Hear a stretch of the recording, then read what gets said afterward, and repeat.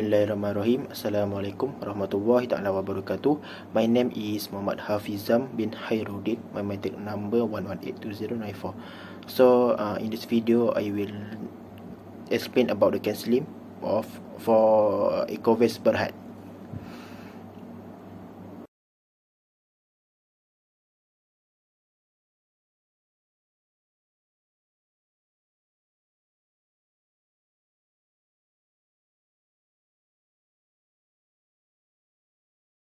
InsyaAllah in this video I will cover chapter.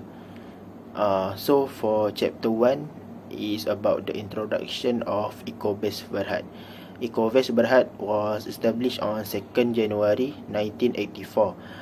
The previous name was Ekovest Bina Sendirian Berhad and changes into Ekovest Berhad as its conversion into public listed company on 28 August 1982.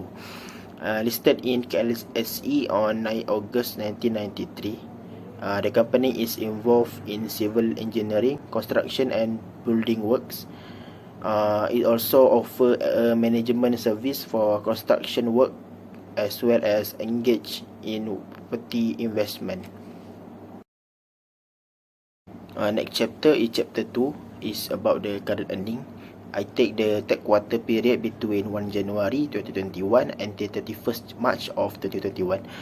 It shows Ekovest Berhad has experiencing 260% increase of net profit from past second quarter. So I'll put one as a good benchmark for current earning of Ekovest Berhad. For chapter 3 is about annual earning.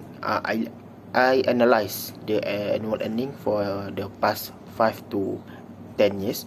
The company shows a profit consistency for the past 10 years. We can assume that Ekovest Berhad are experiencing the growth for coming years. So I'll put one as a good benchmark.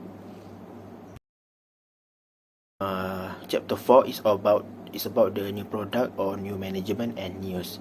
On 23 April 2021, Tan Sri Lim Ken Cheng, managing director of Ekovest Berhad, is ceased to be a substantial shareholder of the company under the registered holder of Lim Seong Hai Holdings Standard Berhad, or stand for LSH. LSH has sold 20.09 million on the open market on that day, left only 108.36 million share or 4.02% stake in Ekovest. I put 0 as a benchmark for this news. So we move to chapter 5, supply and demand. I take information from 16 June 2021.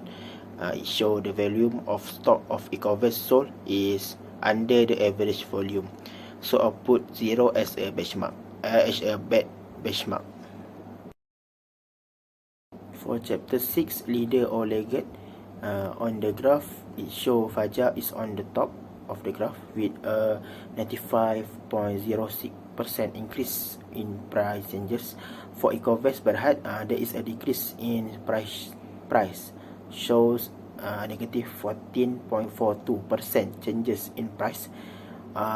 So to conclude that the leader for this sector is Fajar and the Ekovest Berhad is a laggard. So I put 0 as a benchmark. We move to the chapter 7, institutional investor. I take a look at the adjusted float. The adjusted float is 82.2%, which means that Ekovest is sold more share in the stock market with a percentage of 88.2%. The rest of it is owned by the insider and institutional investor. So I put 1 as a good benchmark because of the existence of the institutional investor in the company. For the last chapter, market direction, the graph portrays a long-term market direction for Ekovest Berhad. It shows a downtrend movement along the line. It can be assumed that Ekovest Berhad will experiencing a sideways movement in the future. So I put 0 as a benchmark. It's a bad benchmark for the market direction.